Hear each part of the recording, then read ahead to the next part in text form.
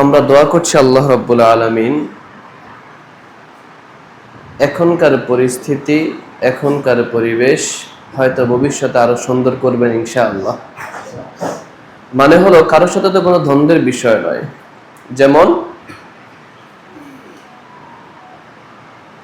আতরের গ্রান, আতরের বৃক্ষ এখানে মহান মালিক রোপণ করেছেন, সুগ্রান পৃথিবীর এক প্রান্ত থেকে অন্য প্রান্তে ছড়িয়ে যাবে ইনশাআল্লাহ।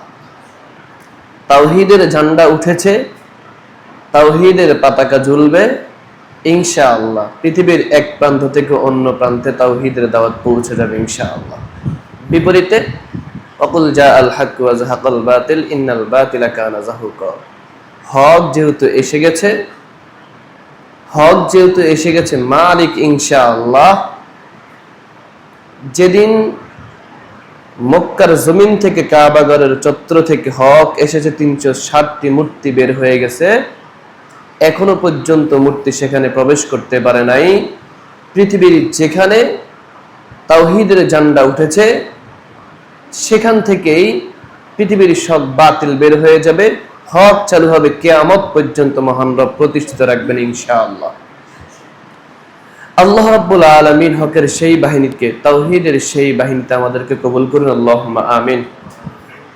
আমি আমার ভাইয়ের কাছ থেকে ক্ষমা চেয়ে নিচ্ছি। পূর্বে আলোচক উনি অত্যন্ত গুরুত্বপূর্ণ আলোচনা করছিলেন, খুব সুন্দর টপিক নিয়ে, আমি মুগ্ধ হয়ে শুনছিলাম।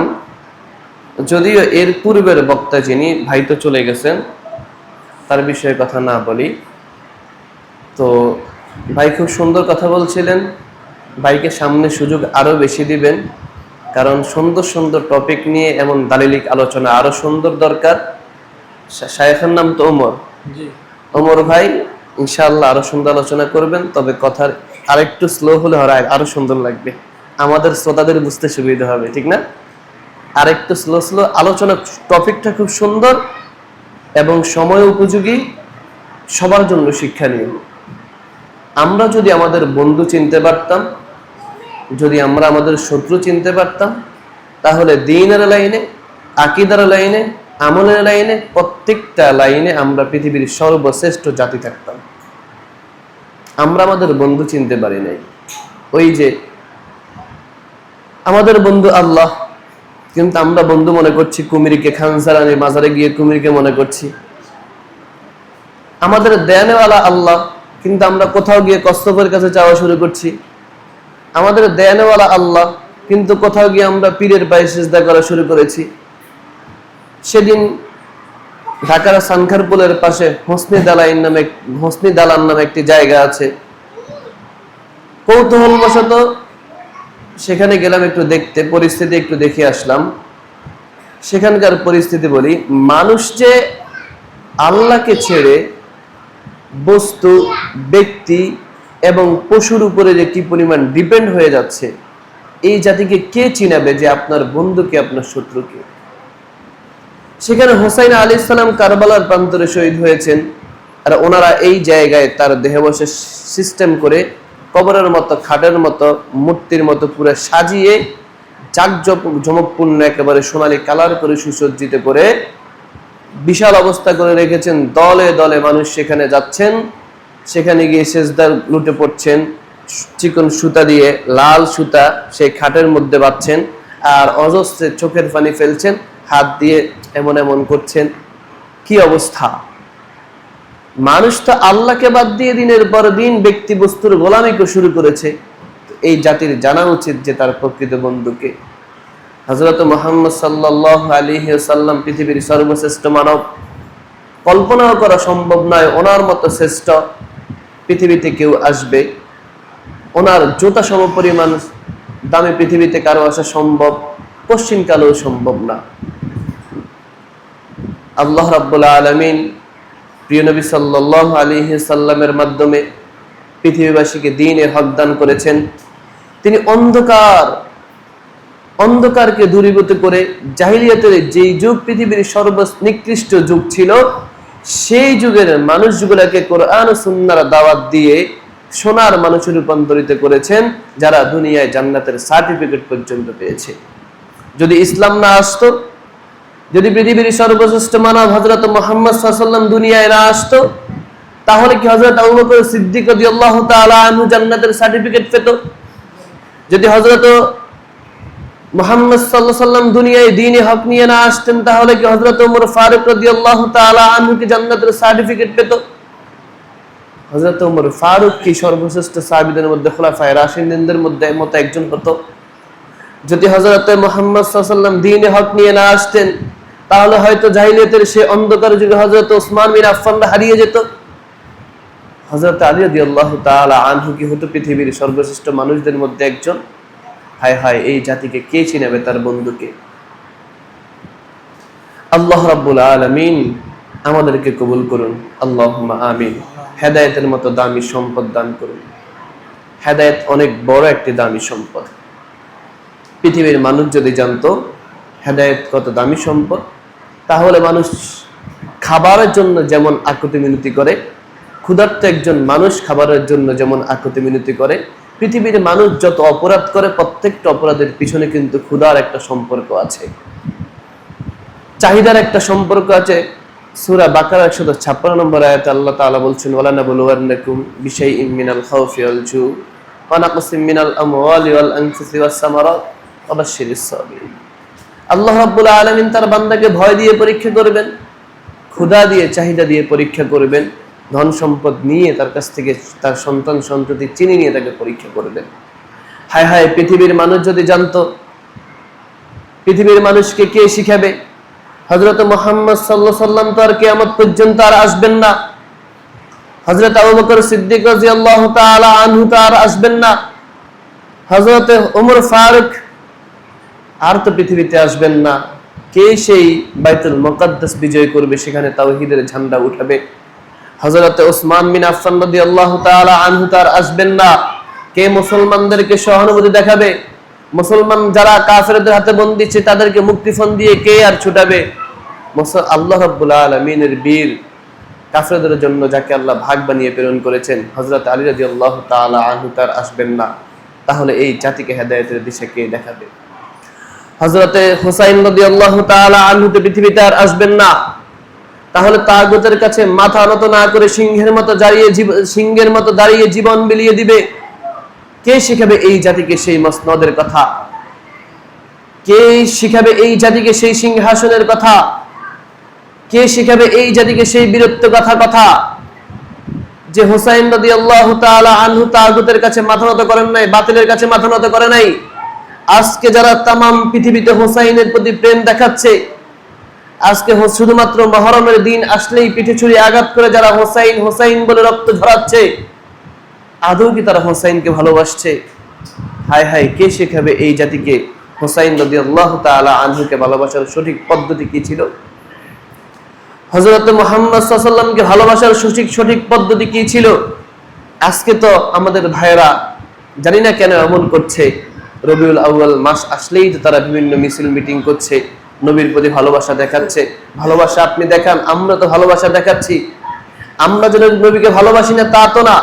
আমাদের আহলে হাদিস ভাইয়েরা দাড়ি রাখার পর থেকে দাড়ি কাটে না, প্রত্যেকটা ওয়াক্ত সালাত শুরু করে, গায়ে সুন্নতে জামা পরে, প্রত্যেকটা সুন্নতকে পুঙ্খানুপুঙ্খানুভাবে পালন করে, ঘরে বাইরে সমাজে বাস্তব জীবনে প্রত্যেকটা জায়গায় সুন্নতকে ধারণ করে। আমরা তো নবীকে ভালোবাসি, আপনিও নবীকে ভালোবাসার প্রমাণ দেন, নবীকে ভালোবাসার চেষ্টা করেন, আপনিও বলেন প্রচার করেন নবীকে ভালোবাসি। কিন্তু আপনার ভালোবাসা আমার ভালোবাসা পার্থক্য কেন? একটু চিন্তা করে দেখেন। আপনার ভালোবাসার পদ্ধতি আর আমার ভালোবাসার পদ্ধতি ভিন্ন কেন? চিন্তা করে দেখেন কোরআন কি বলছে, হাদিস কি বলছে। কেন আমি আপনার মতো জুলুসে অংশগ্রহণ করছি না? কেন আপনি আপনার মতো জিলাপি আর সিন্নার পিছনে দৌড়াচ্ছি না? কেন আমাদের ভাইয়েরা আপনাদের মতো দৌড়াচ্ছে না? একটু চিন্তা ভাবনা করে দেখেন, গবেষণা করেন, কোরআন হাদিস একটু পড়েন, আশা করি সত্যের দিশা আপনি পাবেন। কোরআন হাদিস তো সেই সমুদ্র, গবেষণা করতে হবে, পড়াশোনা করতে হবে। এই জন্যই তো মহান মালিক শুরু করেছেন, ইকরা বিসমি রাব্বিকাল্লাযী খালাক। আপনার রব আপনাকে পড়তে বলেছেন। আজকে যারা, একটা মজার কথা বলি, হয়তো আমাদের ভাইয়েরা কষ্ট পেতে পারেন, মজার কথা বলি, এই যে রবিউল আউয়াল মাস আমাদের নবীর জন্ম, অবশ্যই আমরা খুশি। খুশি না হয়, একজন মুসলমানের দিলে সামান্য পরিমাণ যদি নবী প্রেম থাকে তাহলে তাকে তো খুশি হতেই হবে। হায় হায়, নবী যদি না আসতো তাহলে তো ইসলাম পেতাম না, নবী যদি না আসতো তাহলে মুসলমানদের কোনো সীমানা থাকতো না, নবীকে যদি আল্লাহ তাআলা দুনিয়ায় না পাঠাতেন তাহলে তো মুসলমানিত্ব আমরা পেতাম না, কল্পনাও করার সম্ভব ছিল না। এই পৃথিবীতে অন্ধকারে ধাবিয়ে থাকতো, ইহুদি খ্রিস্টানরা সারা পৃথিবীর ক্ষমতার দাসত্ব, সারা পৃথিবীর মুসলমানদেরকে দাসত্বের শিকলে জড়িয়ে রাখতো। অর্থাৎ হযরত মুহাম্মদ সাল্লাল্লাহু আলাইহি ওয়াসাল্লাম যদি দুনিয়াতে না আসতো, দ্বীনে হকের দাওয়াত আমরা পেতাম না, দিন পেতাম না, কিছুইতে পেতাম না। তাহলে আমরা তো খুশি, অবশ্যই খুশি, আমরাই তো সবচাইতে বেশি খুশি হব। কিন্তু পার্থক্য হলো খুশিটা প্রকাশ করার মাধ্যম নিয়ে। সাহাবায়ে কেরাম যেভাবে খুশি করেছেন আমরাও তো সেভাবে খুশি পালন করা, এটাই তো আমাদের কর্তব্য ছিল। তাবেঈনরা যেভাবে আনন্দিত হয়েছে আমাদের তো সেভাবে আনন্দিত হওয়ার কথা ছিল। আতমাইনরা যেভাবে আনন্দ প্রকাশ করেছে আমাদেরকেও তো সেভাবে আনন্দ প্রকাশ করার কথা ছিল। ইমাম চষ্টুদ্বয় যেভাবে আনন্দ প্রকাশ করেছে আমাদেরকেও তো সেভাবে আনন্দ প্রকাশ করার কথা ছিল। তাহলে আপনার আমার পার্থক্য কোথায়? আপনি চিন্তা করেন, যেই পদ্ধতিতে আপনি নবীর ভালোবাসা প্রচার করছেন, যেই পদ্ধতিতে আপনি নবীর ভালোবাসা প্রকাশ করছেন, এটা আপনার পূর্বে কেউ করেছে কিনা? সাহাবায়ে কেরাম করেছে কিনা? ইতিহাস পড়েন, তারিখ দেখেন। তাবেঈনরা করেছে কিনা দেখেন, আপনি আতমাইনরা করেছেন কিনা, উম্মতের উলামায়ে কেরাম করেছেন কিনা, কত হিজরিতে চালু হয়েছে আপনি একটু তালাশ করে দেখেন, ইনশাআল্লাহ সত্যের দিশা পেয়ে যাবেন। আমরা পাই নাই বলে এই জন্য আপনার পদ্ধতি গ্রহণ করি নাই, কিন্তু আমরা যেই পদ্ধতি পেয়েছি সেই পদ্ধতিতে গ্রহণ করছি। হায় হায়, সাহাবায়ে কেরাম কি করেছেন? রোজা রেখেছেন, আমরা রোজা রাখার চেষ্টা করি। সাহাবায়ে কেরাম নবীর সিরাত নিয়ে, মিলাদ নিয়ে আলোচনা করেছেন। এখন কেউ কেউ বলেন যে যারা নবীর মিলাদুন নবী বিশ্বাস করে না, নবীর মিলাদ বিশ্বাস করে না, তাদের ঈমান নাই। আমরা অবশ্যই বলি, যেই ব্যক্তি নবীর মিলাদুন নবী বিশ্বাস করে না সে তো কখনো মুসলমান হতে পারে না। যেই ব্যক্তি নবীর মিলাদুন নবী বিশ্বাস করে না সে তো মুসলমানই না। যে ব্যক্তি নবীর মিলাদুন নবী বিশ্বাস করে না সে তো মুসলমান হওয়া দূরের কথা, সে তো ইহুদি খ্রিস্টান হতে পারবে না। খ্রিস্টান হতে গেলেও তো নবীর মিলাদুন নবী বিশ্বাস করতে হবে, ইহুদি হতে গেলেও তো নবীর মিলাদুন নবী বিশ্বাস করতে হবে। পৃথিবীতে এমন কোন ধর্ম নাই যে ধর্ম নবীর মিলাদুন নবী বিশ্বাস করে না।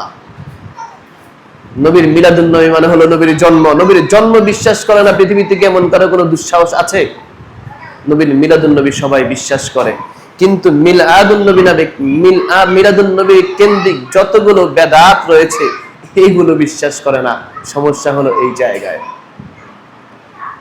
যাই হোক, আল্লাহ রাব্বুল আলামিন আমাদেরকে সঠিক দিশা দান করুন। আল্লাহ রাব্বুল আলামিন আমাদেরকে সঠিক দিশা দান করুন। আমরা চলে যাই ১৫০০ বছর পূর্বে, আমরা চলে যাই ১৫০০ বছর পূর্বের সেই সৌন্দর্যের দিকে। এই জাতিকে যদি ১৫০০ বছর পূর্বের সেই সুন্নতের সেই সুন্দর দিশা দেখাতে পারত এই জাতি, সেই দৃশ্যগুলো যদি কাগজে এঁকে কিংবা কোনো পর্দায় দেখানো সম্ভব হতো, তাহলে এই জাতি জানতো কেন সোনালী যুগ বলা হয় সেই ১৫০০ বছর পূর্বের সেই পয়গম্বরের সেই যুগকে। এটা তো সেই যুগ ছিল। এই যুগে ঘরের পাশে মসজিদ, তারপরেও তো মসজিদে নামাজ পড়তে আসে না, সালাত পড়া সম্ভব হয় না। কিন্তু আমরা তো সেই যুগের কথা বলছি, যেই যুগে সাহাবায়ে কেরাম যখন জানতে পেরেছে এক কদম মসজিদে আসতে যদি কারো এক কদম ব্যয় হয়, প্রতি কদমে 10টি নেকি লাভ হয়, 10টি গুনাহ মাফ হয়, জান্নাতে 10টি দরজা বুলন্দ হয়। সাহাবায়ে কেরাম তো মসজিদ থেকে নিজের ঘর বাড়ি আরো দূরে সরিয়ে নিয়ে শুরু করেছেন। জিজ্ঞাসা করা হলো কেন? বলে মসজিদে আসতে তো যত কদম লাগবে ততই তো বেশি সওয়াব হবে, এই জন্য সাহাবায়ে কেরাম তো মসজিদ থেকে ঘর বাড়ি দূরে নেওয়া শুরু করেছেন বেশি নেকের আশায়। আর আমাদের ঘরের পাশেই তো মসজিদ, কিন্তু আমরা তো মসজিদে আসতে পারি না। তাহলে আমাদেরকে সেই যুগের সৌন্দর্যের কথা বলে লাভ আছে? এখন মসজিদে বাচ্চারা, এই যে বাচ্চারা মসজিদে আসছে, কত মসজিদে বাচ্চারা আসলেই তো আমাদের অনেক ভাইয়েরা ঝগড়া শুরু করে, বাচ্চাদের সাথে অনেক রাগারাগি মারামারি শুরু করে। অথচ মুসনাদের বর্ণনা হাদিস আসছে, মেশকাতে বর্ণনা, মেরকাতে হাদিস আসছে, মেশকাতে সরায় মুসান্নিফ ব্যাখ্যা করেছেন, প্রিয় নবী সাল্লাল্লাহু আলাইহি ওয়াসাল্লাম ১৫০০ বছর পূর্বে বলে গেছেন, যেই মসজিদের পিছনে সালাতে বাচ্চাদের শব্দ নাই, বাচ্চাদের গুনগুন কিচিরমিচির শব্দ নাই, সেই মসজিদ আল্লাহর দরবারে মসজিদ হিসেবে কবুল হয় নাই। মসজিদের বাচ্চাদের শব্দ নাই, সেটা তো মসজিদ হিসেবে কবুল হওয়া এটা তো দুষ্কর। আর আমাদের দিনী ভাইরা, আমাদের ভাইরা মসজিদে বাচ্চা আসতে তাদের সাথে ঝগড়াঝাটি শুরু করে, গালিগালাজ শুরু করে, কোন রকম সালামটা ফিরানোর সাথে সাথে এই বাচ্চাদেরকে ধমক দেওয়া শুরু করে। হায় হায়, কে শিখাবে এই জাতিকে ইসলাম? এই জাতিকে ইসলাম শিখাবে কে? সাহাবাই কেরামের আদর্শ লালন করেন। সাহাবাই কেরাম সালাত দাঁড়িয়েছে, একের পর এক তীর শরীরে বিদ্ধ হয়েছে, সালাত থেকে মনোযোগ যায় নাই। হায় হায়, আর আপনার একটা বাচ্চার শব্দে আপনার সালাতের মনোযোগ চলে যায়। আপনি নিজেকে নবীর আদর্শে বাস্তবায়ন করতে পেরেছেন? লজ্জা হওয়া উচিত আমাদের। বাচ্চার শব্দে আমার সালাত নষ্ট হবে কেন? যখন বিভিন্ন মসজিদে গেলে সালাতে শেষ হওয়ার পরে আল্লাহুম্মা আমিন করে মাইকে জোরে আমিন বলে, তখন আপনার সালাতে সমস্যা হয় না? তখন তো আপনি প্রতিবাদ করেন না যে আমি তো 2 রাকাত পাই না বা 1 রাকাত পাই না, দাঁড়িয়ে গেছি, ইমাম সাহেব তো নামাজটা শেষ করে আল্লাহুম্মা আমিন বলে জোরে মাইকে শব্দ করেছে, আমার তো সালাতে সমস্যা হয়েছে। তখন প্রতিবাদ করেন না কেন? তখন তো প্রতিবাদ করা উচিত, এটা তো বেদাত ছিল। আর বাচ্চাদের শব্দের বিষয়ে তো রাসূল বলেছেন, আপনি এই জায়গায় বাচ্চাদেরকে ডিস্টার্ব করলেন কেন? হায় হায় আফসোস, 1500 বছরের আগের পূর্বের সৌন্দর্য। মসজিদে বয়স্কদের চাইতে যুবকদের উপস্থিতি বেশি ছিল। মসজিদে বয়স্কদের চাইতে যুবকদের উপস্থিতি বেশি ছিল। যুদ্ধের ময়দানে বয়স্কদের চাইতে যুবকদের উপস্থিতি বেশি ছিল। প্রত্যেকটা জায়গায় আসহাবে সুফফায় যুবকদের, বৃদ্ধদের চাইতে যুবকদের উপস্থিতি বেশি ছিল। ইসলামের প্রত্যেকটা জায়গায় বৃদ্ধদের চাইতে যুবকদের উপস্থিতি বেশি ছিল। আজকে কেন মসজিদগুলা যুবকদের চাইতে বৃদ্ধদের উপস্থিতি বেশি হয়ে গেল? আমাদের কারণে। আজকে বৃদ্ধরা মসজিদে এসে সালাত পড়ছে। বহু বৃদ্ধকে পাওয়া যায় শীতের কনকনে রাত্রে আরামের ঘুমকে হারাম করে ঠান্ডা পানি দিয়ে, গরম পানি দিয়ে ওযু করে মসজিদে আসছে, সালাত আদায় করছে। কিন্তু নিজের উপযুক্ত ছেলে, ছেলের বউ, নাতি, স্ত্রী, হায় হায়, সবাই ঘুমিয়ে আছে। সবাই ঘুমিয়ে আছে। নির্লজ্জতার সর্বনিম্ন শিখরে চলে গেছে। কে শিখাবে এই জাতিকে? একটা মজার কথা না বললে নয়, ওই যে টেলিভিশন, বিসিআর তো প্রত্যেকটা ঘরে ঘরে মোবাইলের মাধ্যমে তো চলছে অপকর্ম একের পর এক। বৃদ্ধ বাবাদের কথাই বলি, বহুত বৃদ্ধ বাবারা বলে থাকেন যে আমরা তো নাটক সিনেমা দেখি না। নাটক সিনেমা দেখেন না, ভালো কথা। বলে আমরা নিউজ দেখি, নিউজ। আরে ভাই, আপনি নাটক সিনেমা দেখে সময় নষ্ট করেন না, নিউজ যে দেখছেন, নিউজটা যে আপনার খালা পড়ছে, সুন্দর সুন্দর শাড়ি গয়না ডিজাইন করে, মেকআপ করে, গেটআপ সেটআপ নিয়ে বসে আছে, খালার দিকে হা করে তাকিয়ে আছেন, আপনার কি জেনার গুনাহ হচ্ছে না? নিউজের নামে এই জেনা থেকে আপনাকে কে বাঁচাবে? আপনি তো নিউজ পড়ছেন, আবার কেউ বলছে আমরা তো টিভিতে নিউজ দেখি না, পত্রিকা পড়ছি। তাহলে পত্রিকায় কি নারীদের ছবি নাই? পত্রিকা দেখতে গিয়ে প্রত্যেকটা পাতায় তো অর্ধউলঙ্গ নারীদের ছবি আছে। তাহলে কে বাঁচাবে আপনাকে জেনা থেকে? ফেসবুকে স্ক্রল করলে হায় হায় কি অবস্থা, যারা ফেসবুক ইউজ করে তারা জানে। কে বাঁচাবে এই জাতিকে জেনা থেকে? আমরা তো সূরা নিসার 115 নম্বর আয়াতে আল্লাহ রাব্বুল আলামিন বলছেন, ইন্নাল্লাযীনা ফাররাকু দীনাহুম ওয়া কানু শিয়া।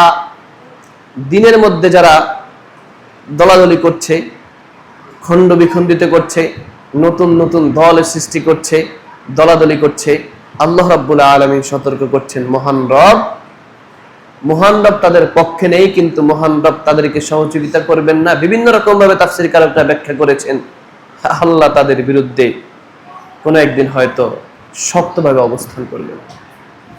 তো দ্বীনের বিরুদ্ধে যারা বারবার, দ্বীনের মধ্যে যারা খণ্ড বিখণ্ডিত করছে, বাড়াবাড়ি করছে, আজকে এত দল কেন? কোরআন তো আমার এক, আমার হাদিস এক, তাহলে এত দলাদলি করছে কেন? এই জাতিকে কে বুঝাবে? এই সম্প্রদায় তো সেই সম্প্রদায় যারা নিজের প্রয়োজনে মন্দির পাহারা দিচ্ছে, যারা নিজের প্রয়োজনে হিন্দুদেরকে ত্রাণ দিচ্ছে, সামান্য ভোটের কারণে হিন্দুদের পূজা রোজাকে এক করে ফেলছে। হায় হায়, সামান্য ভোটের জন্য, গণতান্ত্রিক পর্যায়ে ক্ষমার জন্য হিন্দুদের সাথে কি না করছে, একেবারে গায়ে গায়ে মিশিয়ে ফেলছে। এই জাতিকে কে বুঝাবে? তারাই আবার কোথাও যদি আহলে হাদিসরা মসজিদ প্রতিষ্ঠা করে কোরআন ও সুন্নাহর তাওহীদ প্রতিষ্ঠিত করতে চায়, তখন তাদের মসজিদে হামলা করে, মসজিদ ভেঙে ফেলে, মাদ্রাসায় ভেঙে ফেলে, বিভিন্ন রকম ভাবে নির্যাতনের শিকার করে। হায় হায়, বিভিন্ন রকম ভাবে নির্যাতন করে। এই জাতিকে কে শিখাবে? এটা তো মসজিদ। আজকে যারা আহলে হাদিসদের মসজিদের বিরুদ্ধাচরণ করছে। আমাদের ভাইরা, আপনি আমার ভাই, আপনার সাথে আমার শত্রুতা থাকতেই পারে, আপনার সাথে আমার সম্পদ নিয়ে দ্বন্দ্ব থাকতে পারে, বিভিন্ন রকম ভাবে আর্থিকভাবে বিভিন্ন রকম ভাবে দ্বন্দ্ব থাকতে পারে, কিন্তু যখন মসজিদ হয়েছে শত্রুতাকে এক কাঁধে রাখেন, এক পাশে রাখেন। আসেন দেখেন আহলে হাদিসরা মসজিদে কি করে, তাদের সালাত দেখেন। পৃথিবীতে এমন কোন জাতি বলতে পারবে না। আর আমি তো আহলে হাদিসদের সৌন্দর্য দেখেছি, জেনে বুঝে কট্টর আহলে হাদিস বিদ্বেষী থাকার পরেও অসংখ্য কিতাব গবেষণা করে দিনের পর দিন গবেষণা করে আহলে হাদিস হয়েছি। আহলে হাদিসদের সৌন্দর্য দেখেছি। এই জাতিকে তো নিজের সর্বোচ্চ শক্তি দিয়ে বারবার বুঝার জন্য, বলার জন্য, বারবার বুঝাবার জন্য চেষ্টা করছি। আহলে হাদিসদের সালাত দেখেন, পৃথিবীতে একটি মাত্র সম্প্রদায়, পৃথিবীতে অনেকের সালাত দেখেছি। বাংলার জমিনে দেশে দেশের বাইরে বহুত মসজিদে বহুত সম্প্রদায়ের পিছনে সালাত পড়েছি। খোদার কসম করে বলতে পারি আহলে হাদিস একটি সম্প্রদায়, তাদের সাথে একদিন সালাত পড়ে দেখেন, আপনার মনে হবে জীবনে এত সুন্দর সালাত, জীবনে এত সুন্দর নামাজ আর পড়েন নাই। একদিন পড়ে দেখেন। আসেন আহলে হাদিসদের জুমায়, জীবনে তো বহুত জুমা পড়েছেন, জীবনে বহুত খতিবের বক্তব্য শুনেছেন, জীবনে বহুত মিম্বারে আপনার আলেমরা বক্তব্য দিয়েছে, তাদের জুমার খুতবা শুনেছেন, বয়ান শুনেছেন, যাই বলেন না কেন জীবনে বহুত শুনেছেন। আমি গ্যারান্টি দিয়ে দায়িত্ব নিয়ে বলতে পারি, জীবনে একদিন কোন আহলে হাদিসদের মসজিদে গিয়ে একদিন খুতবা শুনেন, আপনার মনে হবে জীবনে কোনোদিন এমন খুতবা জীবনে কখনো আপনার কর্ণকহরে পৌঁছায় নাই। একদিন শুনেন, কারণ আপনার খতিবরা মিম্বারে বসে খুতবা দিয়েছে দিনের পর দিন, আমি শুনেছি, আমি নিজেও তো হাজার হাজার খুতবা দিয়েছি, ভুল বলবো না, বছরের পর বছর বয়ান করেছি জুমার মিম্বারে বসে। আহলে হাদিসদের খুতবা শুনেন আর আপনার ইমামের খুতবা বানান। কিচ্ছা কাহিনী আর অবান্তর জাল গল্প দিয়ে যারা দিনের পর দিন এই জাতিকে বিভ্রান্ত করছে, ধোঁকা দিচ্ছে, আর আহলে হাদিসদের মিম্বারে এসে তাদের মসজিদে এসে একদিন খুতবা শুনেন, দেখবেন কোরআন হাদিসের বাইরে একটা কথাও কোনোদিন কোন ইমাম বলবে না, বলার দুঃসাহসে করবে না ইনশাআল্লাহ। এরপরে তাদের কার্যক্রমগুলো দেখেন, আর দেখেন তাদের কার্যক্রমগুলো, তাদের কিতাবগুলো দেখেন। আহলে হাদিসের বহুত সংগঠন, বহুত উলামায়ে কেরাম কিতাব লিখছে। একটা কিতাব খুলে দেখেন আর আপনাদের কিতাব খুলে দেখেন, হাজার হাজার জাল হাদিস আর হাজার হাজার কিচ্ছা কাহিনী দিয়ে ভরপুর পাবেন, যে সকল কিচ্ছা কাহিনীর সাথে কোরআনের সাথে তারিখের সাথে কোনো সম্পর্ক নেই। অবান্তর কিচ্ছা দিয়ে আপনাদের কিতাবগুলো ভরা, অবান্তর জাল হাদিস দিয়ে বানোয়াট আসবেন কোথায় ইসরায়েলি বর্ণনা, হাজার হাজার জাল জয়ীফ হাদিস কিচ্ছা কাহিনী দিয়ে ভরা। আর হাদিসদের কিতাবগুলো দেখেন, দায়িত্ব নিয়ে বলতে পারি একটা কিতাব দেখাতে পারবেন না, কিয়ামত পর্যন্ত সুযোগ দিল যে তাদের কিতাবে একটা জাল জয়ীফ হাদিস খুঁজে পাবেন না। হায় হায়, কি করে বললে আপনাকে বুঝবেন? কি করে বললে এই জাতিকে বুঝাবো? কি করে বললে এই জাতি বুঝবে? আহলে হাদিস তো তারা,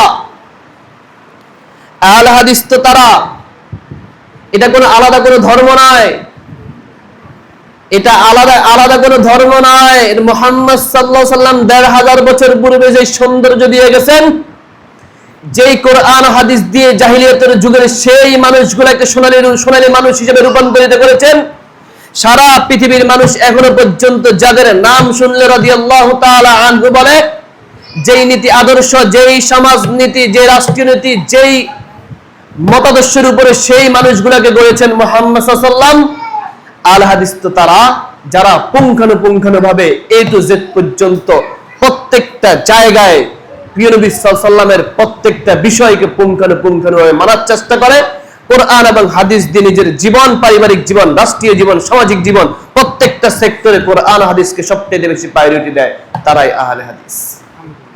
হায় হায়, অবাক করা বিষয় হলো, মুহাম্মদ সাল্লাল্লাহু আলাইহি সাল্লামকে স্বচক্ষে দেখে, তার জবান থেকে, মুবারক জবান থেকে বক্তব্য শুনে, ওই যুগে তো মক্কার সব মানুষ ইসলাম কবুল করেন নাই। ওই যুগে মক্কার সবাই যত বাসিন্দা ছিল সবাই কিন্তু মুহাম্মদ সাল্লাল্লাহু আলাইহি সাল্লামের ইসলাম ধর্ম কবুল করে নাই। সুতরাং অবাক হওয়ার কিছু নাই। মুহাম্মদ সাল্লাল্লাহু আলাইহি সাল্লাম এখন জীবিত নাই, সাহাবায়ে কেরাম জীবিত নাই, এরপর তাবিঈন, তাবেঈন, কেউ তো জীবিত নাই, পরবর্তী ইমামরা কেউ জীবিত নাই।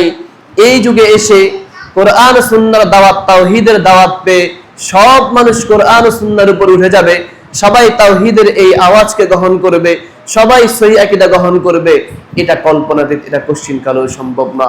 কারণ এই জাতি তো সেই জাতি, এই জাতি তো সেই জাতি।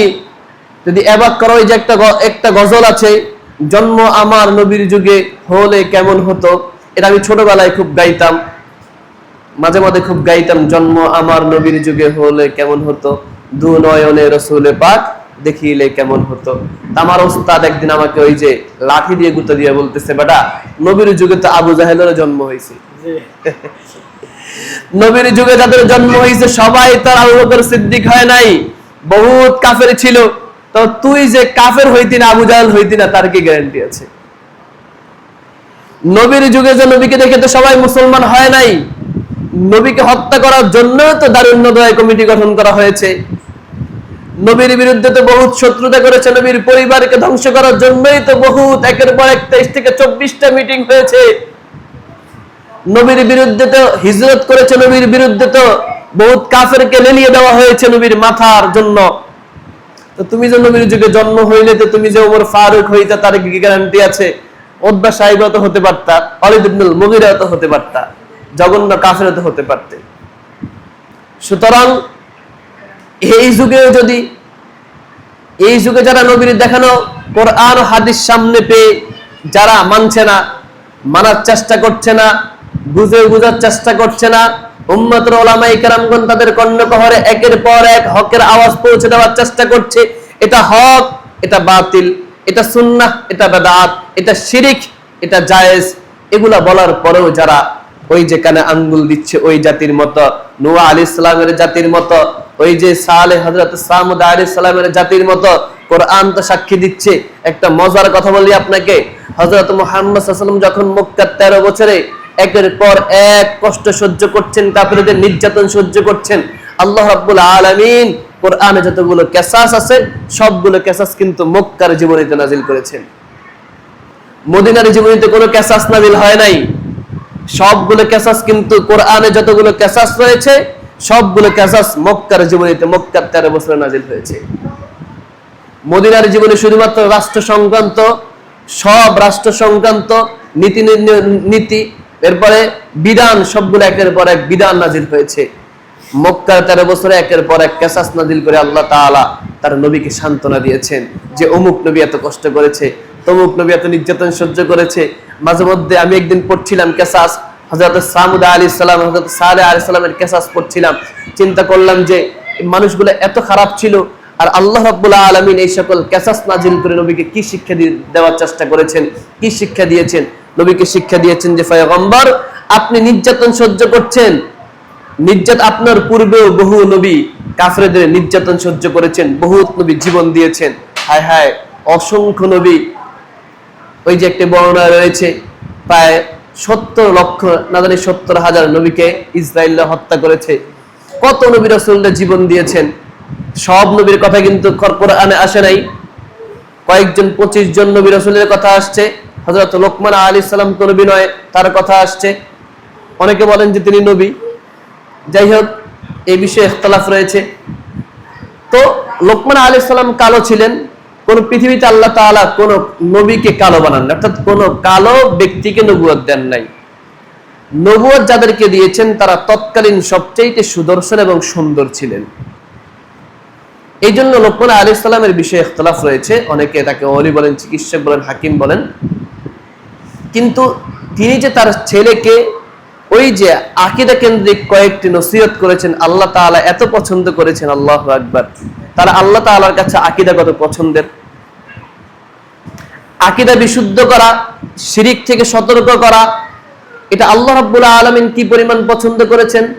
তো এই যুগে যারা শিরিক থেকে মানুষকে সতর্ক করে, তারা তো আল্লাহর কাছে পছন্দনীয় ব্যক্তি হবে, এটাই স্বাভাবিক। এই যুগে যারা মানুষদেরকে তাওহীদ শিখাবে, আকীদা শিখাবে। একটা মজার কথা বলি, সময় কতক্ষণ?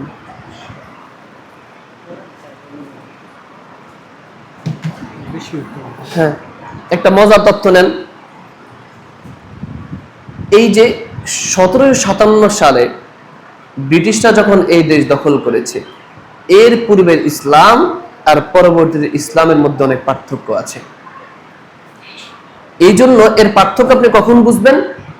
যখন 1757 সালের পূর্বের আলেমদের লেখনীগুলো আপনি পড়বেন আর এর পরবর্তী আলেমদের লেখনীগুলো পড়বেন, অনেক পার্থক্য পাবেন। একটা পার্থক্য কমন, সেটা হলো 1757 সালের পূর্বের আলেমদের লেখনী, তাদের কলম সমাজ সংস্কারের পক্ষে ছিল। তারা রাষ্ট্র নিয়ে চিন্তা করতেন, সমাজ সংস্কার করতেন এবং সমাজের প্রত্যেকটা জায়গায়, যেমন ব্যবসায়িক, তখনকার যুগের মাদ্রাসা পড়ুয়ারা, এখন তো 1757 সালের পরে মাদ্রাসাকে এক পাক্ষিক শিক্ষা ব্যবস্থায় রূপান্তরিত করা হয়েছে, যে মাদ্রাসা পড়লেই, মাদ্রাসায় পড়াশোনা করলেই আলেম হতে হবে, মসজিদ মাদ্রাসায় চাকরি করতে হবে, এর বাইরে কিছুই করা যাবে না। অনেক মসজিদ কর্তৃপক্ষরাও কিন্তু তাদের ইমাম ব্যবসা করবে বা অন্য কোনো চাকরি করবে, সেটা মানতেই রাজি না। 1757 সালের পূর্বে তখনকার শিক্ষা ব্যবস্থা এমন ছিল, বা তার পূর্বে বাগদাদ থেকে শুরু হয়েছে এটা। তখন তো শিক্ষা ব্যবস্থা এমন ছিল যে আলেমরা শিক্ষা পড়াশোনা করে ডাক্তার হতো, ইঞ্জিনিয়ার হতো, বিজ্ঞানী হতো, রাষ্ট্রের নেতা হতো, এরপর চেয়ারম্যান হতো, এমপি মন্ত্রী হতো, সমাজের প্রত্যেকটা সেক্টরে তারা কাজ করত। এই জন্য আপনি দেখবেন 1757 সালের পূর্বের ইতিহাস পড়ে দেখেন যে তখনকার যুগের, এই যে এর পূর্বের মাদ্রাসা পড়ুয়া, এই যে ইবনে সিরিন একজন দার্শনিক ছিল, ইবনে বতুতা দার্শনিক ছিল, সারা পৃথিবী ভ্রমণ করতে, মাদ্রাসা পড়ুয়া। আপনি ডাক্তার দেখেন, ইবনে সিনা একজন ডাক্তার, দরসে নিজামিয়া মাদ্রাসার ছাত্র। ইবনে সিনা ডাক্তার। এরপর আবার আল হাওয়ারিজম অ্যালগরিদম যিনি আবিষ্কার করেছে, বীজগণিতের আবিষ্কারক।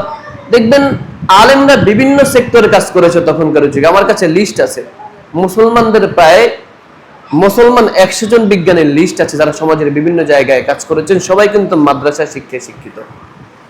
1757 সালের পর থেকে ব্রিটিশরা যখন এই দেশের ক্ষমতায় এসেছে, ক্ষমতায় আসার পরে আলেমদের উপর একের পর এক নির্যাতন শুরু করেছে। শুরু করার পরে দেখা গিয়েছে ওই যে আলেমদের গলায় দাসত্বের শিকল পরিয়েছে, এখনো পর্যন্ত আলেমরা সেই দাসত্বের শিকল থেকে বের হতে পারে নাই। ব্রিটিশরা 200 বছর গোলামীর শিকল পরিয়ে রেখেছে আলেম, শুধুমাত্র আলেমদের গলায়। কারণ তারা জানে যদি ভারত উপমহাদেশের ক্ষমতায় তারা চিরস্থায়ী হতে চায়, তাহলে আলেমদেরকে দমিয়ে রাখতে হবে। আলেমদেরকে তারা দমিয়ে রেখেছে সিপাহী বিপ্লব পর্যন্ত। সিপাহী বিপ্লবে তো উলামায়ে কেরাম দেখা যায় তখন দল মত নির্বিশেষে আলেমরা ঐক্যবদ্ধ হয়েছে। তখন আর কোনো দলাদলি, এর আগে তো দলাদলি বহুত ছিল। পরবর্তীতে কোথায় আহলে হাদিস, কোথায় হানাফি, দেওবন্দি, সবাই একসাথ হয়ে, মাজার পূজারি, কবরী সব একসাথ হয়ে ব্রিটিশদের বিরুদ্ধে আন্দোলন করেছে। সিপাহী বিপ্লবে মুসলমানরা ব্যর্থ হয়েছে, এর মাসুল দিতে হয়েছে আলেমদের। ব্রিটিশদেরকে খেলাতে পারে নাই, কিন্তু দেখা গিয়েছে কলকাতার হরিদাসপুর থেকে কোথায় রাজস্থান পর্যন্ত, দিল্লি থেকে দেওবন্দ পর্যন্ত, সাহারানপুর পর্যন্ত, আগরতলা পর্যন্ত রাস্তার দুই পাশে এমন কোন গাছ ছিল না যেই গাছে আলেমদের লাশ ঝুলে নাই। প্রত্যেকটা গাছে গাছে আলেমদের লাশ ঝুলিয়েছে ব্রিটিশরা। আলেম নিধন কর্মসূচি বাস্তবায়ন করেছে, ভারত উপমহাদেশ থেকে আলেমদেরকে ধ্বংস করে দিতে হবে। এরপরে যাই হোক, ইতিহাস আপনারা জানেন, ইতিহাস নিয়ে গবেষণা করে দেখবেন তখন তো আলেমরা ছন্নছাড়া হয়ে গেছে, একের পর এক আলেমদের নিধন চলছে। এরপরে ব্রিটিশ সাথে ক্ষমতায় এসে বিভিন্ন মসজিদ মাদ্রাসার বেতন বন্ধ করে দিয়েছে, মসজিদ মাদ্রাসার যে অক্ষিত জায়গা আছে সবগুলো দখল করে ফেলেছে। বিভিন্ন রকম ভাবে মসজিদ মাদ্রাসাকে কোণঠাসা করার কারণে আলেমরা কি করব, তখন তারা মসজিদ মাদ্রাসায় ছেড়ে দিয়ে বের হয়ে গেছে। ওই মানুষ তখন প্রত্যেকটা বাড়িতে বাড়িতে যে কাছারির চলন, প্রত্যেকটা বাড়িতে বাড়িতে কাছারি ছিল তখনকার যুগে। মানুষ কি করবে, ইসলাম শিক্ষার জন্য নতুন পদ্ধতি চালু করেছে, কারণ মাদ্রাসা বন্ধ করে ফেলছে, মসজিদে কার্যক্রম বন্ধ করে ফেলছে। তখন মানুষ বাধ্য হয়ে বাড়িতে বাড়িতে কাছারি ঘর করেছে আর আলেমদেরকে রাখতো, বাচ্চাদেরকে যেন দিন শিক্ষা দেওয়া যায়। আর হুজুররা তখন এই সুযোগ কাজে লাগিয়ে ওই যে কবর জিয়ারত, ঘরে ঘরে ইয়া নবী সালাম আলাইকা, যত বেদাত আছে সব শুরু করেছে। বেদাতের প্রচলনটা তখন সবচেয়ে বেশি হয়েছে। কারণ হুজুররা তো তখন সরকারি বেতনে কি করবে, পকেট তো চালাতে হবে। তো গিয়ে বলছে তোর বাবার কবর জিয়ারত করে আসছি, যে 1 টাকা দে 2 টাকা দে। তোর বাবা মারা গেছে, বাবার জন্য মিলাদ পড়া বেটা। তোর বাবা মারা গেছে, তোর বাবার কবরে তো আগুন জ্বলতেছে, যদি বাবার জন্য মিলাদ না পড়াস। এই সিস্টেম করে করে নতুন নতুন একের পর এক বেদাতের আবিষ্কার, বেদাত তখন আলেমরা শুরু করেছে। আর সবচাইতে এই দেশে বেদাত সবচাইতে বেশি প্রতিষ্ঠিত হয়েছে, নাম বলছি না, একদল ভণ্ডপীর আপনারা জেনে যাবেন, যারা ইন্ডিয়া থেকে 6 মাসের জন্য পালকিতে করে বাংলাদেশে আসতো। মুরব্বীরা বলতে পারবেন, পালকিতে করে বাংলাদেশে আসতো, 6 মাসের জন্য আসতো, জায়গায় জায়গায় মিলাদ মাহফিলাত তাবিজ বিক্রি করত। ওদের প্রধান ব্যবসা ছিল তাবিজ বিক্রি করা, ফানি ফু দেওয়া, মানুষের কাছ থেকে টাকা হাতিয়ে নিয়ে 6 মাস বাংলাদেশে থেকে বস্তা ভরে টাকা নিয়ে ইন্ডিয়ায় চলে যেত। ওরা এই দেশে সবচেয়ে বেশি বেদাত প্রতিষ্ঠিত করেছে। আর অপরদিকে ইসলামের সবচেয়ে বেশি ক্ষতি করেছে রেজবিরা, বেরলবিরা, এরপরে আট্রসিরা, মাইজ বান্ডারিরা, ওদের আকীদাগুলো তো আল্লাহ। তারপরে চন্দ্রপুরী, এনায়েতপুরী, কত পুরী যে বাংলাদেশে আছে। তখন নতুন নতুন পীর, যে যার এক এক এলাকায়, গ্রাম্য অঞ্চলে গিয়ে গিয়ে যে সকল এলাকায় ইসলাম শূন্য ছিল, শিক্ষিত শূন্য ছিল, ওই সকল জায়গায় গিয়ে গিয়ে নতুন করে আস্তানা করেছে। আর কয়েকজন দালাল রেখেছে প্রচার করার জন্য যে বড় হুজুর আসছে, বহুত কেরামত, এই সমস্ত বিভিন্ন ভাও সৌ দিয়ে, বিভিন্ন কেরামত দিয়ে এক একজন এক এক গ্রাম এলাকায় নতুন নতুন দরবার চালু করে তখন বেদাতের আখড়া তৈরি করেছে। এই বেদাতগুলো এখন সারা বাংলাদেশে ছড়িয়ে গেছে। তখন প্রচার কম হয়েছে, এলাকা ভিত্তিক ছিল। এখন তো মিডিয়ার মাধ্যমে সারা পৃথিবীতে একের পর এক তাদের খানকাগুলো শক্ত হচ্ছে। তো যাই হোক, সেই জায়গা থেকে আমাদেরকে সতর্ক হতে হবে। আমরা কারো শত্রু নই, আমরা সবার বন্ধু। তামাম পৃথিবীতে আমাদের শায়েখ তো পূর্বে শায়েখ বলেছেন, যে ব্যক্তি যার দিন আছে, যে ব্যক্তি ইসলাম গ্রহণ করেছে, দিন গ্রহণ করেছে, যার ঈমান আছে, সে আমার বন্ধু।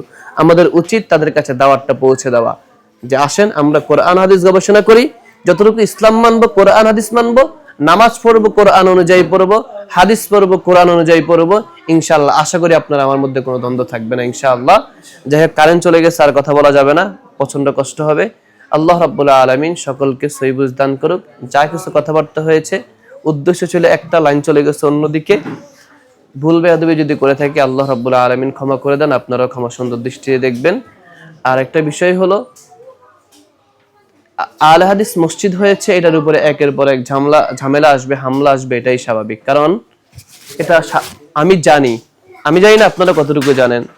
কারণ বাংলাদেশে আহলে হাদিস নিধন কমিটির অন্যতম সদস্য যেহেতু আমি ছিলাম, বাংলাদেশে কোথায় কি করে আহলে হাদিসদেরকে ঠেকানো যাবে সব ধরনের পরিকল্পনা আমার জানা আছে। সব ধরনের কিভাবে প্ল্যানিংটা করা হয়, কিভাবে তার বিরুদ্ধে ষড়যন্ত্র করা হয়, কিভাবে আহলে হাদিসদেরকে ঠেকানোর জন্য কি কি পরামর্শ, কি কি কার্যক্রম করা হয় সেটা জানি। বাংলাদেশে অসংখ্য লক্ষ লক্ষ আলেম আছে যারা প্রতিনিয়ত গবেষণা করেন যে আহলে হাদিসদেরকে কি করে ঠেকানো যায়। তো যাই হোক, শত্রুতা হলো আহলে হাদিসদের সাথে। আপনি দেখেন, একটা মজার কথা শুনেন, বাংলাদেশে যত দল মত আছে সবাই সবার সাথে শত্রুতা আছে, কিন্তু শত্রুতার জায়গা থেকে যখন সবাই সবার সাথে মত পার্থক্য আছে, কিন্তু আহলে হাদিসদের ক্ষেত্রে যখন কোনো শত্রুতা পোষণ করা হয় তখন দেখবেন সবাই একসাথে হয়ে আহলে হাদিসদের বিরুদ্ধে লাগে। আহলে হাদিসদের ব্যাপারে ষড়যন্ত্র করার ব্যাপারে কিন্তু সবাই কিন্তু একমত, সবাই কিন্তু একসাথে লাগে।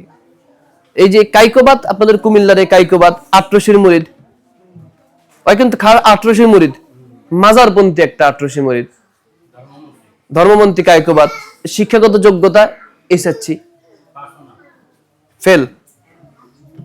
ও ধর্মমন্ত্রী হয়েছে, ওর বিরুদ্ধে কোনো প্রতিবাদ নাই, দেবন্দিরে হ্যাঁ কোনো প্রতিবাদ নাই।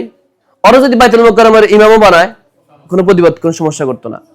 কিন্তু ধর্ম প্রতিমন্ত্রী লিঙ্কনের বিষয়ে কথা আসছে, দুপখোলা মাঠে সবাই আসছে, প্রতিবাদ করছে, হেফাজত প্রতিবাদ করছে, ওই যে এই সেই সবাই বিভিন্ন রকম ভাবে প্রতিবাদ করছে। তাহলে বুঝতে হবে শত্রুতা কাদের সাথে। আমরা মনে করছি হয়তো উনি তার শত্রু, সে তার শত্রু, ও হয়, সবার ভিতরে একটা দ্বন্দ্ব আছে। না ভাই, সবাই দ্বন্দ্বের জায়গা আছে। রসুনের গোড়ার মতো সবার গোড়া কিন্তু এক জায়গায়। আল হাদিসদের ব্যাপারে সবাই কিন্তু এক। সবাই যারা যারা জায়গা থেকে আল হাদিসদেরকে কি করে ঠেকানো যায় সেই প্ল্যানিং তারা প্রতিনিয়ত করছে। এই জন্য আমাদেরকে সাবধান হতে হবে, কোনো শত্রুতা নয়। আমরা বলবো আমাদের সৌন্দর্য দেখেন, আমাদের মসজিদ হয়েছে, মসজিদে আসেন, দেখেন আমরা মসজিদে কি করি। আমাদের খুতবায় আসেন, দেখেন আমরা জুমায় কি করি। আমাদের মাহফিল গুলাতে আসেন, দেখেন আমরা কি বলি। দেখেন আমরা কোনো কিচ্ছা গল্প কাহিনী বলি কিনা, আমরা কোরআন হাদিসের কথা বলি কিনা, কোরআন হাদিসের বাইরে কোনো বিভ্রান্ত করার কথা বলি কিনা, জাতির বিরুদ্ধে কোনো ষড়যন্ত্র করি কিনা। এসবগুলো বিষয় শুনেন, গবেষণা করেন। আমাদের কিতাবগুলো আছে, মাসিক পত্রিকা আছে, আমাদের সম্পর্ক একবার উন্মুক্ত আছে, সবকিছু উন্মুক্ত। পড়েন, জানেন, গবেষণা করেন। ইনশাআল্লাহ যদি আপনার ভিতরে আল্লাহ রাব্বুল আলামিন হেদায়েতের নূর দেয়, সামান্য পরিমাণ বুঝ যদি আপনার থাকে, আপনাকে কেউ বোঝানোর দরকার নাই, কেউ দাওয়াত দিতে হবে না। দাওয়াত দিয়ে কি হবে? বাংলাদেশে প্রতিনিয়ত আজ থেকে 10 বছর আগে, আমি নিজেও তো রিয়ালাইজ করেছি, আজ থেকে 10 বছর আগে বাংলাদেশে আল হাদিসদের যত অনুসারী ছিল, আর যত মসজিদ ছিল, যত মাদ্রাসা ছিল, 10 বছর পরে এখন তার চাইতে 100 গুণ বেড়েছে। 2-1 গুণ না। 10 বছর আগে যত আল হাদিস অনুসারী ছিল, এখন তার চাইতে 100 গুণ বেড়েছে, 2-1 গুণ না। ভবিষ্যতে পরবর্তী 10 বছর পরে মালিক চাইতে আরো বাড়বে। এর কারণ কি? এর কারণ হলো কোরআন ও সুন্নাহর সৌন্দর্য। মানুষ সঠিক ইসলামটা শিখতে চায়, মানুষ কোরআন শুনতে চায়, মানুষ হাদিস শুনতে চায়, মানুষ প্রিয় নবী সাল্লাল্লাহু আলাইহি ওয়াসাল্লাম যেভাবে নামাজ পড়েছেন সেভাবে নামাজ পড়তে চায়, সাহাবাই কেরাম যেভাবে দিন পালন করেছেন সেভাবে দিন পালন করতে চায়। যেই জাতি কোরআন হাদিস শিখতে চায়, যে জাতি কোরআন হাদিস জানতে চায়, যে জাতি কোরআন হাদিস মানতে চায়, যে ব্যক্তি জানতে চায়, মানতে চায়, শিখতে চায়, তাকে বেদাত দিয়ে আটকে রাখবে কিভাবে? তাকে শয়তানের ধোঁকায় প্রবঞ্চনা দিয়ে ধরে রাখবে কি করে? আল্লাহ রাব্বুল আলামিন হেদায়েত নসিব করুক, আল্লাহুম্মা আমিন। আর আকীদার কত দিক থেকে আমরা অবশ্যই আকীদাকে স্বচ্ছ রাখবো। আকীদা নিয়ে আমরা একটু গবেষণা করব ইনশাআল্লাহ। আল হাদিসরা যারা আছেন, কোরআন ও সুন্নাহ অনুসরণ যারা করেন, কোনো ব্যক্তি পূজারী নয়, কোনো ব্যক্তির গোলামি নয়, কোনো ব্যক্তির ধর্ম নয়, যারা শুধুমাত্র আল্লাহ এবং তার রাসূলকে অনুসরণ করে, শুধুমাত্র আল্লাহ এবং তার রাসূলের কথা মানেন, শুধুমাত্র আল্লাহ এবং তার রাসূলের শিখানো ইসলাম মানেন, শুধুমাত্র আল্লাহ এবং তার রাসূল যা দিয়ে গেছেন সেটা মানেন, শুধুমাত্র আল্লাহ এবং তার রাসূল যা করতে বলেছেন সেটা করেন, শুধুমাত্র আল্লাহ এবং তার রাসূল যা নিষেধ করেছেন সেটা করেন না, তাদের উচিত হলো কোরআন হাদিস সম্পর্কে বেশি জানা, আরো বেশি গবেষণা করা। যত বেশি গবেষণা করবে তত বেশি শিখবে। আল্লাহ রাব্বুল আলামিনের কাছে দোয়া চেয়ে শেষ করছি, মহান রব আমাদেরকে বেশি বেশি পড়ার মতো তৌফিক দান করুন, গবেষণা করার মতো তৌফিক দান করুন। যারা আমাদের শত্রু, আমাদের সাথে শত্রুতা পোষণ করে, তাদের সাথে ভালোবাসা সম্প্রীতি বজায় রাখার তৌফিক দান করুন। আমরা বেশি বেশি দাওয়াত দিব। যে আমার শত্রু আমার সাথে বিরোধিতা করবে, তার প্রতি আমার উদারত ভালোবাসা থাকবে। কারণ ভালোবাসা আমি এই জন্য দেখাবো, আল্লাহ রাব্বুল আলামিন হয়তো বুঝতেন নাই, কোনো একদিন বুঝ দিবেন। আল্লাহ রাব্বুল আলামিন হেদায়েত দিতে কতক্ষণ, কত কঠোরপন্থী, কত খারাপ মানুষদেরকে আল্লাহ তাআলা হেদায়েত দিয়ে দিয়েছেন। কত কঠোরপন্থী, কত হাজার হাজার এমন জ্বলন্ত উদাহরণ রয়েছে যারা দিনের পর দিন আল হাদিসদের বিরোধিতা করেছে। দেখা যায় কোনো এক সময় মহান মালিক হেদায়েত দিয়েছেন, কোরআন হাদিস গবেষণা করেছে, দিন খুঁজে পেয়েছে, পরবর্তীতে নিজের ভুল নিজে স্বীকার করে তওবা করে সারা জীবন কান্নাকাটি করছে যে আমি তো পূর্বে ভুলের উপরে ছিলাম। আল্লাহ রাব্বুল আলামিন হয়তো আজ না হোক কাল তাদেরকে হেদায়েত দিতে পারেন। আজকে যিনি আমার শত্রু, কালকে তিনি আমার বন্ধু হবেন। আর আমাদের বন্ধুত্ব শুধুমাত্র আল্লাহর জন্য। মান আহাব্বা লিল্লাহ ওয়া নাবাগাদা লিল্লাহ। আমরা আল্লাহর জন্য ভালোবাসবো, আল্লাহর জন্য শত্রুতা পোষণ করব। তো ভালোবাসা যদি আল্লাহর জন্য হয়, তাহলে দোয়া করছে আল্লাহ তাআলা সেই ভাইকে হেদায়েত দান করুক। এখন যেই ভাই পীর পূজায় লিপ্ত, তার জন্য আমার দোয়া থাকবে, হেদায়েতের দোয়া থাকবে। যেই ব্যক্তি ইসলাম সম্পর্কে অজ্ঞ, তার জন্য হেদায়েতের দোয়া থাকবে। যেই ব্যক্তি দ্বীন সম্পর্কে অজ্ঞ, সুন্নাহ সম্পর্কে অজ্ঞ, বেদাতের ধাবিত, আল্লাহ রাব্বুল আলামিন তো বলছেন আফান্তা তুসমিউ সুম্মা আও তাহদিল উমিয়া ওয়া মান কানা ফি দালালিন মুবিন। যে পয়গম্বরকে বলছে, পয়গম্বর আফান্তা তুসমিউ সুম্মা, যারা আও তাহদিল উমিয়া, আল্লাহ রাব্বুল আলামিন বলছেন যারা অন্ধ, যারা চোখে দেখেও দেখেন, আপনি কি তাদেরকে দেখাতে পারবেন? যারা বদির, কানে শুনেও শুনে না, আপনি কি তাদেরকে শোনাতে পারবেন? হুমান কানা ফি দালালিম মুবিন, যারা স্পষ্ট পথভ্রষ্টতায় লিপ্ত, আপনি কি তাদেরকে হেদায়েত দিতে পারবেন? সুবহানাল্লাহ, কত সুন্দর কথা। আল্লাহ বলছে আফান্তা তুসমিউ সুম্মা তাহদিল উমিয়া, যারা অন্ধত্ব পালন করেছে, চোখে দেখেও দেখে না, কোরআন হাদিস দেখেও দেখে না, সত্য দেখেও দেখে না, তাদের কর্ণকহরে একের পর এক সত্যের আওয়াজ দেওয়া হচ্ছে, সত্য দেখেও দেখে না, আপনি তাদেরকে সত্য দেখাতে পারবেন না। যারা বদির, সত্যের আওয়াজ একের পর এক তাদের কানে দেওয়া হচ্ছে, তাওহীদের আওয়াজ, তারা শুনেও শুনে না, আপনি তাদেরকে শোনাতে পারবেন না। যারা স্পষ্ট পথভ্রষ্টতায় লিপ্ত, কেউ জেনেও পথভ্রষ্টতায় লিপ্ত, বাপদাদা ধর্ম টিকে রেখেছে, কেউ না জেনেও তো পথভ্রষ্টতায় লিপ্ত, ওই যে পীর বাবা যা করতে বলেছে সেটাই করছে, বাপদাদারা যা করে গেছে সেটাই করছে। সূরা আরাফের 3 নম্বর আয়াতে আল্লাহ তাআলা তাদেরকে সতর্ক করেছেন। তো যাই হোক, আল্লাহ রাব্বুল আলামিন সেই জাতি থেকে আমাদেরকে হেফাজত করুক, যেই জাতি দেখেও দেখে না, শুনেও শুনে না, স্পষ্ট পথভ্রষ্টতায় লিপ্ত, এই জাতি থেকে মহান মালিক আমাদেরকে হেদায়েত নসিব করেছেন বিদায় আমরা হেদায়েতের পথে আসতে পেরেছি। এটা আল্লাহর সবচেয়ে বড় দয়া। সূরা ফুরকানের 69 নম্বর আয়াত আল্লাহ বলছেন ইল্লা মান তাবা ওয়া আমানা ওয়া আমিলা আমালান সালিহা ফাউলাইকা ইউবাদদিলুল্লাহু সাইয়্যাতিহিম হাসানাত। আল্লাহ বলছেন কেউ যদি ভুল করার পরে ইল্লা মান তাবা, যদি সে তওবা করে, ইল্লা মান তাবা ওয়া আমানা ওয়া আমিলা আমালান সালিহা, সে যদি আমলে সালেহ করে, তাহলে কি করবে? পূর্বে সে যত গুনাহ করেছে, পূর্বে সে যদি 1 লক্ষ গুনাহ করে, 1 লক্ষ গুনাহকে আল্লাহ তাআলা নেকি দিয়ে পরিবর্তন করে দিবেন। সুবহানাল্লাহ, এর চাইতে মহান মালিকের আর কি দয়া লাগে? এটা আমি তো আল হাদিসদের বহুত বিষয় অধিকার করেছি, আমার এমন জ্বলন্ত উদাহরণ আছে। শায়েখ আমি যে ভাই আছে, বিশ্বাস করেন আমি নিজ জ্বলন্ত সাক্ষী, আমি আমার জীবনে শায়েখ আব্দুর রাজ্জাক বিন ইউসুফের কমপক্ষে 100 মাহফিল বন্ধ করেছি। শায়েখ আব্দুর রাজ্জাক বিন ইউসুফের 100-এর উপরে মাহফিল বন্ধ করেছি, চিটাগাং থেকে শুরু করে সারা বাংলাদেশের বহু জায়গায়। এমন আমার লাইফে একটা ঘটনা বলি। আমতলীতে 2015 সালে দেওবন্দ থেকে আসার পর যখন প্রথম আমাদের একটা গোপন মিটিং হয়েছে যে আমতলীতে আল হাদিস একটা মাদ্রাসা করছে, মসজিদ করছে, এটা নিয়ে হাটাদারিতে বহুত চিঠি আসছে, যাত্রাবাড়িতে বহুত চিঠি আসছে, এটাকে বন্ধ করতে হবে, সেখানে বাস হবে, সেখানে বাস করতে আমি গিয়েছি।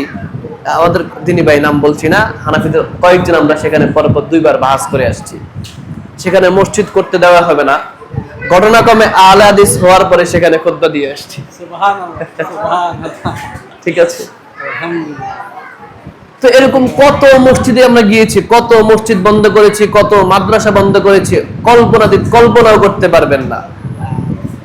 কত মাহফিল যে বন্ধ করেছে আল হাদিসদের, কল্পনা করতে পারবেন না। কত প্ল্যানিং যে করেছি আমরা। সর্বশেষ যেটা করতাম, যদি কোথাও গিয়ে সফল না হতাম, একটা কাজ করতাম, এলাকার মানুষের কাছে একটা প্রোপাগান্ডা চালাই দিতাম যে এটা শিয়াদের মসজিদ। লাস্ট আমাদের উস্তাদরা শিখাই দিত, শেষে যদি কিছু না পারি, শিয়াদের মসজিদ এটা প্রচার করে দিয়ে আসো, তাহলে মানুষ অন্তত ঘৃণার চোখে দেখবে, সেখানে আর যাবে না। অথচ আমি গবেষণা করে দেখেছি যে বাংলাদেশে যদি কোনো সম্প্রদায় থাকে যে শিয়াদের দিকে সবচাইতে বেশি কটূক্তি করে, শিয়াদের বিরুদ্ধে সবচাইতে বেশি কথা বলে, সেটা হলো আহলে হাদিসরা। ঠিক না? শিয়াদের বিরুদ্ধে আহলে হাদিসের আলেমরা যেই পরিমাণ কথা বলে, তাদের আকীদা নিয়ে যেই পরিমাণ মানুষকে সতর্ক করে, আমার মনে হয় পৃথিবীতে এমন কোন দল পাওয়া যাবে না, এমন কোন আলেম পাওয়া যাবে না, কল্পনা করা যাবে না শিয়াদের বিরুদ্ধে কথা বলে। অথচ আপনি হানাফি দেওবন্দীদের আকীদা দেখেন, মাজারপুরের অন্য যারা আছে তাদের আকীদা দেখেন, ওই দেওয়ানবাগী দেখবেন 50% 80% আকীদা শিয়াদের দ্বারা অনুপ্রাণিত। আপনি কিতাব থেকে প্রমাণ করতে পারবো আমি, তাদের কিতাব, তাদের আকীদা, হানাফিদের 50% আকীদা শিয়াদের দ্বারা অনুপ্রাণিত।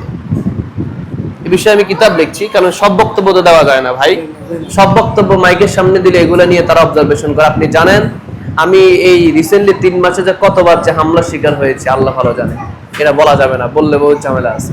আলহামদুলিল্লাহ, আল্লাহ হেফাজত করুন। কতবার যে আমাকে বাসা চেঞ্জ করতে হয়েছে, বহুত পালিয়ে বেড়াচ্ছি বহুত জায়গায়। আমি নিজে আপনার অনেক চিন্তা করছি, আপনি যে আল্লাহ আপনার জন্য হেদায়েত করে। জানেন দেশিমুড়ি ওই সইয়া কি আসার আগে বহুত জায়গা, ঢাকা শহরে বহুত জায়গায় বিভিন্ন সময় শুধু লুঙ্গি আর গেঞ্জি গেঞ্জি পরে আমার চলতে হয়, মুখে মাস্ক লাগিয়ে। কেউ যদি কখনো কোথাও চিনে ফেলে যে আপনি কি ওই লোক, আমি বলি না ভাই আমি সেই লোক না। মায়ের খাওয়ার চাইতে তো পরিচয় গোপন করা বহুত ভালো। যে এ হলো অবস্থা। বহুত জায়গায় বহুত রকম ভাবে হামলা শিকার হচ্ছে।